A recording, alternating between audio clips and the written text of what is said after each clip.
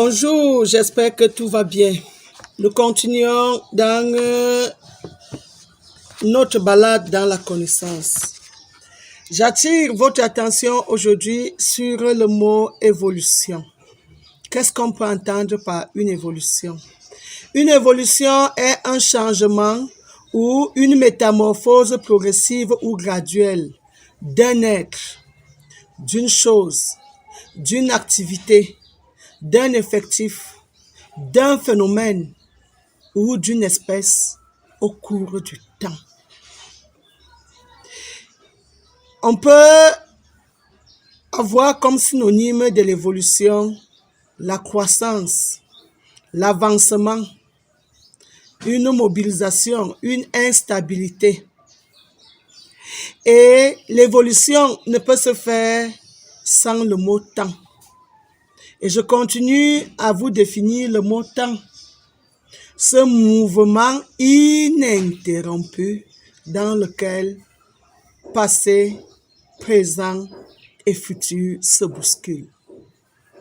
Ainsi, les événements qui donnent lieu de lecture dans des documents, je veux que vous ayez souvent une présence d'esprit et que vous compreniez que vous pouvez être en train de lire un acte qui s'est déjà produit et dont vous prenez acte à l'instant, d'un acte qui est en cours et que vous prenez conscience à l'instant, ou dans vos lectures, que l'acte dont vous lisez soit un acte qui arrivera dans le futur.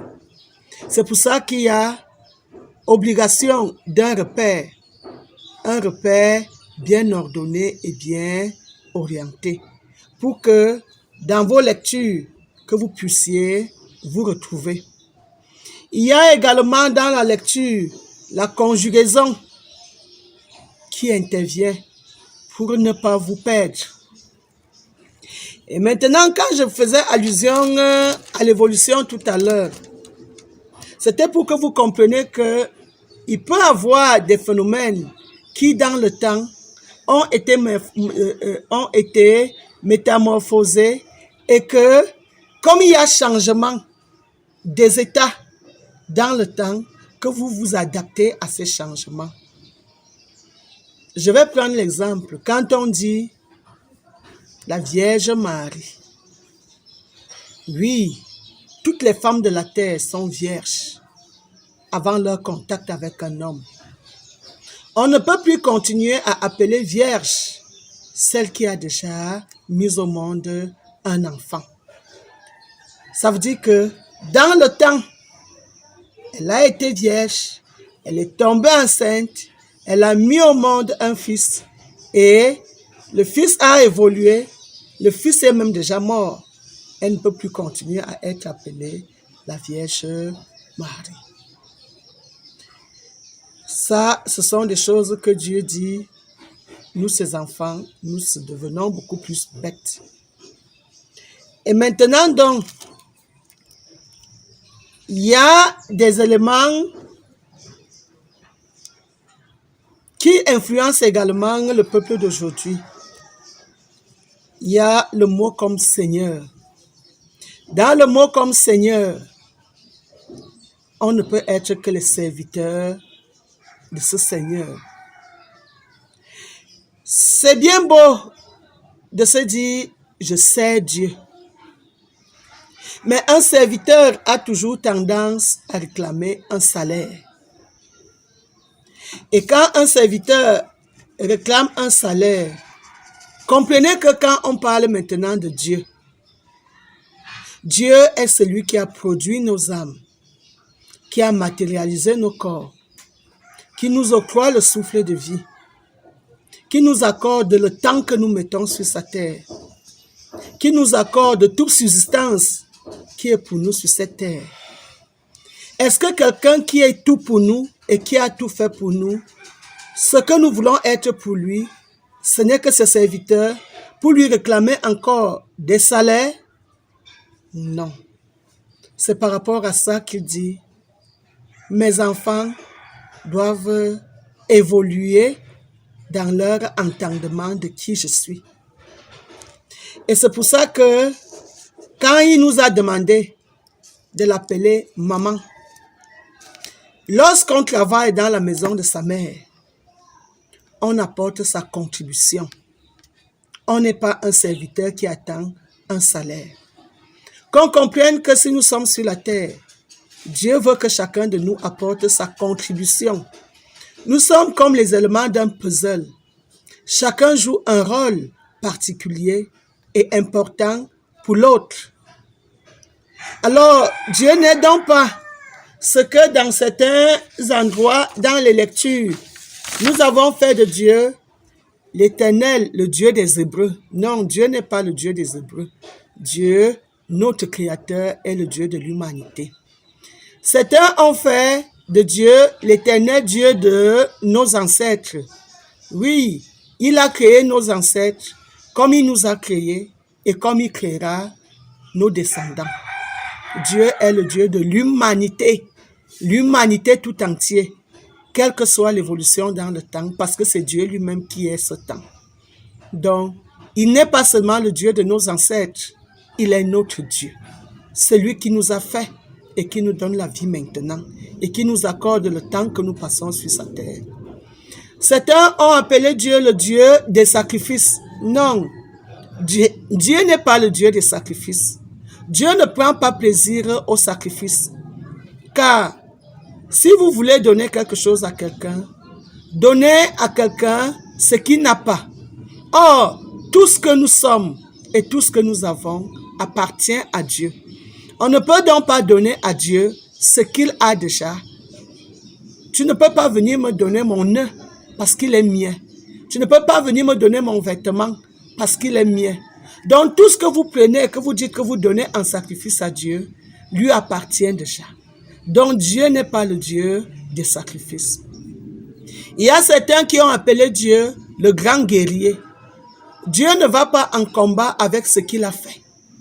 Comme un parent ne peut pas aller en combat avec son propre enfant. Dieu, son pouvoir est extrêmement grandiose, qui ne peut pas combattre les œuvres de ses mains. Si petits que nous sommes, nous ne pouvons pas être face à un Dieu qui entre en guerre avec ses œuvres. Non. Certains disent, Dieu écrase ses ennemis. Ne cherchez pas les ennemis de Dieu parmi les œuvres de Dieu. Dieu ne peut pas être ennemi de ses œuvres. Dieu est riche en création, en diversité, en tout ce qu'il a fait. Ainsi, Dieu n'est pas le Dieu. Il n'y a pas des ennemis de Dieu parmi ses œuvres. Ainsi donc, quand vous avez corrigé toutes ces choses, on entre dans une notion de l'Apocalypse qui a également perturbé beaucoup de monde. On dit quoi dans l'Apocalypse? La bête. Il y a une différence entre être bête et être un animal. Un chat qui joue avec la souris, c'est déjà un animal qui est bête. Alors Dieu trouve que nous les humains, nous étions déjà des bêtes parce que nous n'avons rien compris de tout ce qui s'était passé. Ici, on dit, la bête égarait tous les habitants de la terre et elle leur demandait de faire une image de la bête qui avait été frappée de l'épée et qui était de nouveau vivant. Il lui fut même donné d'animer l'image de la bête et l'image se mit à parler. Elle faisait mourir ceux qui refusaient de l'adorer. Elle amena tous les hommes, gens du peuple et grands personnages, riches et pauvres, hommes libres et esclaves, à se faire marquer d'un signe sur la main droite et sur le front. Et personne ne pouvait acheter ou vendre sans porter ce signe. Soit le nom de la bête, soit le nombre correspondant à son nom. C'est ici qu'il faut de la sagesse. Que celui qui a de l'intelligence déchiffre le nombre de la bête. Ce nombre représente le nom d'un homme. C'est 666. Le nom de cet homme, c'est Jésus. Et le 666, pour comprendre le 666, il y a d'abord égalité entre les 3 6, parce que 6 n'est pas différent de 6. Alors, quand il y a égalité entre les 3 6, les humains ont dit l'être qui est 3 fois saint. L'être qui est 3 fois saint. 3 fois saint.